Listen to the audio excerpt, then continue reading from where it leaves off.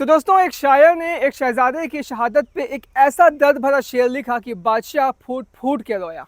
और उस शायर का नाम था अमीर खुसरो और उस बादशाह का नाम था बलबन। और ये जो आप महल देख रहे हैं ये असल में कहलाता है दारुल अमान। और अमीर खुसरो के बारे में बताया जाता है कि वो अलाउद्दीन खिलजी के टाइम में उनकी शेर व शायरी जो है बहुत ही फली फूली थी, लेकिन बलबन के ज़माने में भी कम नहीं थी। तो आज की इस वीडियो में हम आपको बताने जा रहे हैं अमीर खुसरो और बलबन का रिश्ता, और सुनाने जा रहे हैं आपको हम अमीर खुसरो के कुछ अनसुने किस्से। तो दोस्तों, आज हम डिस्कस करने जा रहे हैं अमीर खुसरो के बारे में बलबन के ज़माने में। ये जो मज़ार आप मेरे दाहिने साइड में देख रहे हैं ये असल में बलबन की मज़ार है, और इसी में आपको खान शहीद यानी बलबन के बेटे की भी मज़ार यहाँ पर आपको दिख जाएगी। तो 1273 में जो है दोस्तों, इनके नाना अमीर खुसरो के नाना इमादुल मुल्क का इंतकाल हो गया था, और इसके बाद जो है इन्होंने मलिक छज्जू की सर्विस को ज्वाइन कर लिया था। लेकिन कुछ ऐसी घटना घटी थी जिस वजह से जो है इनको अपनी सर्विस अमीर खुसरो को छोड़ना पड़ गया।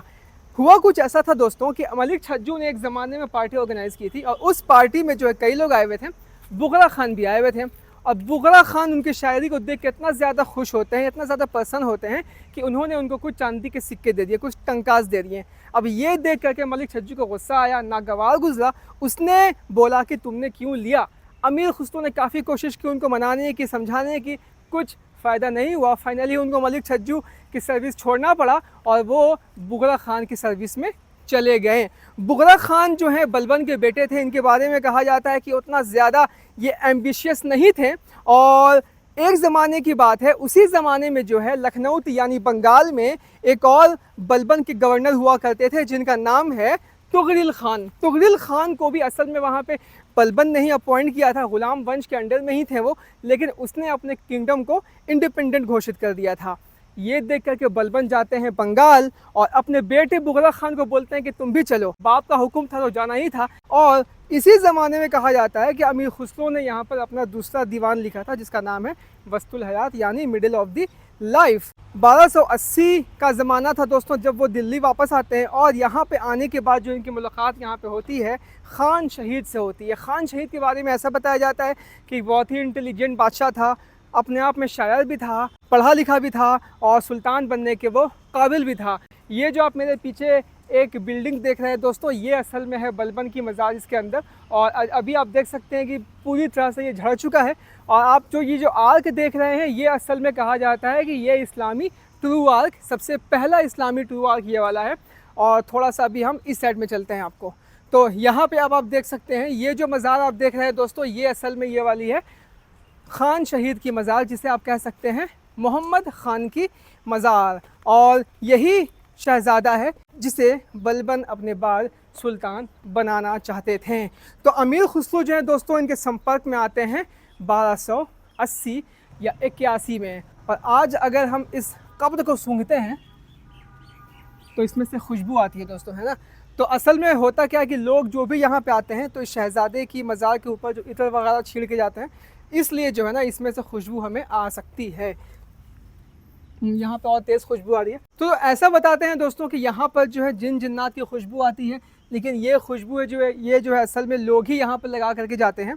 और अमीर खुसरो की जहाँ तक हम बात करें तो अमीर खुसरो जो है मोहम्मद ख़ान के साथ मात्र 5 साल ही काम कर पाए थे। आप जानते हैं कि मंगोलों का बहुत ज़्यादा हमला हो रहा था। मोहम्मद ख़ान जो है वो असल में मुल्तान में तैनात थे, वहाँ पर हमला होता है मंगोलों का। और ऐसा बताया जाता है कि मंगोल जो हैं 3000 फ़ौजियों के साथ अपनी सेना को लेकर के आए थे, और ये ख़बर मिली थी मोहम्मद ख़ान को कि 3000 सिपाहियों के साथ वो आ रहे हैं। लेकिन जब मोहम्मद ख़ान पहुंचते हैं लड़ाई पे जंग मैदान में, तब वहाँ पर देखते हैं कि 30,000 लश्कर मंगोल लेकर के आए थे। असल में दोस्तों हुआ क्या था कि जब इनको ख़बर मिली थी उनके तादाद की, तो पढ़ने में थोड़ा सा कन्फ्यूज़न हो गया था, और उस कन्फ्यूज़न में जो है 30,000 के बदले इनको लगा कि 3,000 ही सैनिक आ रहे हैं, जिसकी वजह से इन्होंने सोचा कि ये तो बिल्कुल नामुमकिन है, जीतना बिल्कुल ही नामुमकिन है। और फाइनली जो है इनको जंग हारना पड़ा, और इस जंग में जो है ये शहीद हो जाते हैं। और 1285 का वक्त था जब इनकी शहादत होती है, और उसी ज़माने अमीर खुसरो भी इनके साथ थे, और मंगोल जो है अमीर खुसरो को भी अपने साथ कैद करके लेकर के चले गए थे। और उन्होंने सारा अपनी आँखों से हर एक चीज़ वहाँ पर देखा था। किसी तरह से जान बचाते हुए वो उनको वापस दिल्ली आते हैं, वापस वहाँ से छूट करके आते हैं और जब सुल्तान के पास आते हैं अमीर खुसरो, तो अमीर खुसरो ने अपने आंखों देखा हाल इतने ज़बरदस्त तरीके से बयान किया था बलबन के सामने मोहम्मद के बारे में कि वो फूट फूट कर रोने लगे और फिर इनका नाम हो गया खान शहीद। और थोड़ा सा अगर हम इधर जाते हैं दोस्तों तो आपको जो है काफ़ी पुराने ज़माने की चीज़ें भी आपको यहाँ पर दिख सकती हैं। तो इस साइड में अगर आपको हम दिखाएं तो यहाँ पर आप मेरे नीचे में इस साइड में देख सकते हैं, यहाँ पर जो है बहुत पुराने ज़माने का एक कुंडी यहाँ पर दिखेगी। ये आप देख सकते हैं, ये एक लोहे की कुंडी है ना। और ये देखिए ये वाली, ये आप देख सकते हैं दोस्तों, तो ये उसी ज़माने की कुंडी है। मतलब आप सोच सकते हैं 700-800 साल पुरानी कुंडी आज भी है ना। ये बिल्कुल लोहे की है। और इस तरह से जो है चीज़ें, तो फ़िलहाल इस साइड में थोड़ा बहुत साफ़ सफाई यहाँ पर की गई है, पहले से काफ़ी अच्छा है। और अंदर से जो आपने मॉन्यूमेंट देखा था पूरा रबल का बना हुआ है। और थोड़ा सा हम आपको पीछे से दिखाते हैं। यहाँ पे आप देख सकते हैं दोस्तों, इस साइड में मेरे यहाँ पर अगर आप देखें तो यहाँ पर जो है आपको अभी भी लाल बलुआ पत्थर के कुछ निशानात यहाँ पर आपको दिख सकते हैं, है ना। तो हो सकता है कि अंदर से भी ये कुछ ऐसा ही रहता होगा पहले। फ़िलहाल तो सब कुछ ख़त्म हो चुका है। और ये आप देख सकते हैं, ये जो पत्थर देख रहे हैं दोस्तों, ये असल में ये मार्बल है ना। बिल्कुल चमक इसकी पूरी की पूरी ख़त्म हो चुकी है, कुछ भी नहीं है, लेकिन साफ समझ में आ रहा है कि ये मार्बल था। और इस साइड में आप देखिए यहाँ पे कलश का इस्तेमाल किया गया है, ये लाल बलुआ पत्थर है, ये पीला है। और समझ में आता है कि ये अपने ज़माने में जो है काफ़ी खूबसूरत ये रहा होगा। तो इधर से भी अब आप देख सकते हैं, यहाँ से जो है बलबन की मज़ार ये पूरी दिख रही है, इस साइड से कंप्लीट। फ़िलहाल इसी के अंदर भी हम चलेंगे आपको बलबन की मज़ार दिखाने के लिए। तो दोस्तों ऐसा बताया जाता है कि बलबन जो था ना, वो काफ़ी गम में तो था अपने बेटे को खोने की वजह से, लेकिन तब भी वो लोगों को ये नहीं दिखला रहा था कि वो कितने ज़्यादा गम में है। गम अपना वो उसने छुपा के रखा था। और अब आप मेरे दाहिने साइड में देख सकते हैं, ये जो पूरा आपको एरिया दिख रहा है, इसी के अंदर बलबन की मज़ार है। तो यहाँ पे अब आप देख सकते हैं दोस्तों, अभी तो फ़िलहाल यहाँ पे कुछ इस तरह का काम चल रहा था। एक ज़माने में पहले जब मैं यहाँ पे आया था तो ये बिल्कुल सपाट था, बिल्कुल प्लेन था। तो अभी जो है बलबन के सेनेटॉफ को यहाँ पर रखने का यहाँ पे काम चल रहा है। चारों तरफ आप इन सारी दीवारों को देख सकते हैं, ये जो है समझिए कि 8 साइडेड है। और यहाँ पर जो आप ये सब जो आग देख रहे हैं, ये कहा जाता है कि ये पहला इस्लामी ट्रू आर्क बनाया गया था और 8 साइड का ये बना हुआ है और काफ़ी बड़ा है। तो दोस्तों ऐसा बताया जाता है कि 1287 में जो है बलबन का भी जो है इंतकाल हो जाता है। इनके बाद जो है बहुत ज़्यादा खूनरेज़ी होती है दोस्तों। सारा का सारा खूनरेज़ी का खेल जो है अमीर खुसरो के सामने होता है। सब कुछ उन्होंने देखा था। बलबन ये चाहते थे इनके बाद कि मोहम्मद ख़ान बने, मोहम्मद ख़ान शहीद हो चुके थे। अब ये चाहते थे कि बुगरा ख़ान बने, लेकिन बुगरा ख़ान ने मना कर दिया था दिल्ली आने से, वो बंगाल में ही सही थे।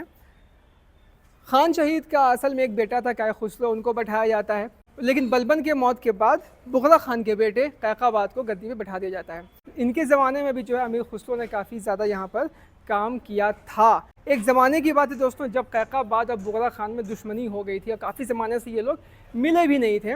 और एक ज़माना ऐसा आता है जब कैकाबाद की मुलाकात अपने बाप बुगरा ख़ान से होती है और इस ज़माने कैकाबाद अमीर खुसरो को एक मसनवी लिखने के लिए बोलते हैं। और वो पहली मसनवी अमीर खुसरो की होती है जिसका नाम था क़िरानुस्सादैन, यानी मीटिंग ऑफ 2 ऑस्पिशियस स्टार्स, यानी 2 सितारों का मिलन। और ये लिखा गया था कैकाबाद के ज़माने में। 1287 से 1290 के ज़माने में कैकाबाद का भी इंतकाल हो जाता है, उसको पैरालिसिस मार दिया था।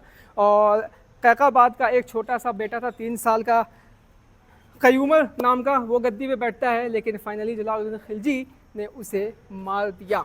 और अब सत्ता यहाँ पे कायम हो गई थी खिलजी एम्पायर की, जिसे कायम किया था जलालुद्दीन खिलजी ने। अमीर खुसरो का अगर आप गौर से यहाँ पर देखें दोस्तों, तो जैसे जैसे यहाँ पर सत्ता चेंज हो रही थी, अमीर खुसरो भी जो है सत्ते के साथ घूमते जा रहे थे। अब जो है वो बिल्कुल ही सेट हो चुके थे खिलजी एम्पायर के साथ। और 1290 में उन्होंने अपनी दूसरी मसनवी लिखी जिसे हम कहते हैं मिफ्ताहुल फुतू। और ये मिफ्ताहुल फुतू में वो सारी बातें थीं जो कुछ जलालुद्दीन खिलजी ने अपने ज़माने में सारे काम किए थे। 1296 आते आते जो है अलाउद्दीन खिलजी का ज़माना आ जाता है और इस ज़माने में वो उसके साथ शिफ्ट हो जाते हैं। और इनके लिए उन्होंने एक किताब लिखी थी 1296 में, जिसका नाम था ख़ज़ाइनुल फुतू, जिसमें जो है बहुत ज़्यादा उनके विक्ट्री जो भी कुछ उन्होंने काम किए थे वो सारी बातें इसमें लिखी गई थी। बहुत सारी कहानी जो इनके साथ जुड़ी हुई हैं और इनके बेटों, इनको शहज़ादों के लिए भी जो है अमीर खुसरो ने किताबें लिखी हैं। इन्हीं के ज़माने में जो है शेर व शायरी इनकी बिल्कुल ऊंचाई पे थी, उसी तरह से जिस तरह से अमीर खुसरो का एक्सपीडिशन आसमान पे था। तो दोस्तों ये थी कंप्लीट अमीर खुसरो की कहानी बलबन के पर्सपेक्टिव में, बलबन के शहज़ादे, बलबन के बेटों के साथ। अलाउद्दीन खिलजी के साथ कैसा रिश्ता था वो भी आपको हम बताएंगे अगले वीडियो में अमीर खुसरो के आस्ताने पे। उम्मीद करते हैं कि आज की वीडियो देख के आपको काफ़ी मज़ा आया होगा। तो अब हम मिलते हैं अमीर खुसरो के तीसरे सीरीज़ में नए कहानियों के साथ। तब तक के लिए जय हिंद।